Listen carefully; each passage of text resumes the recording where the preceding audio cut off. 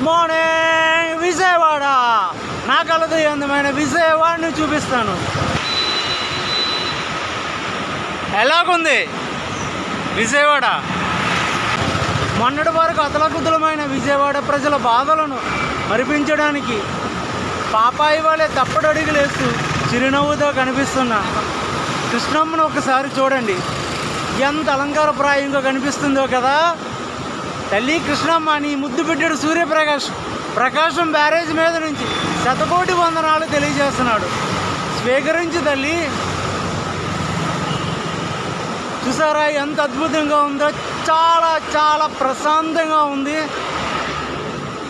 కృష్ణమ్మ నా వెనకతలు కనిపిస్తున్న కొండ ఉంది కదా, అది గుంటూరు జిల్లాలోకి వస్తుంది. ఇది కృష్ణా జిల్లాలోకి వస్తుంది. అంటే కృష్ణా జిల్లాకి గుంటూరు జిల్లాకి మధ్యలో వేసిన బ్రిడ్జి ప్రకాశం బ్యారేజ్. చాలా చాలా అద్భుతంగా ఉంది.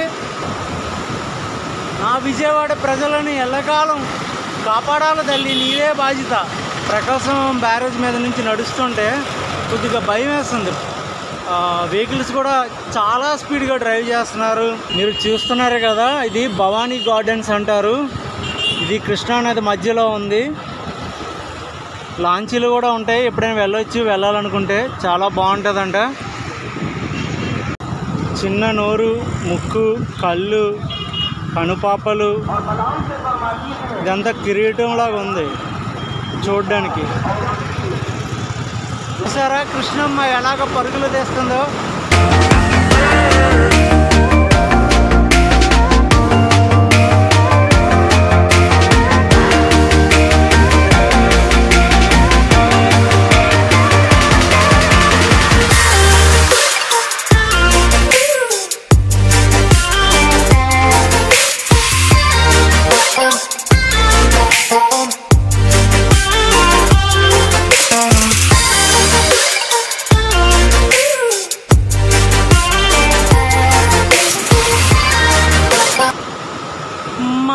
తెలుగు తల్లికి మల్లె పూల దండ, మా కన్న తల్లికి మంగళారతులు,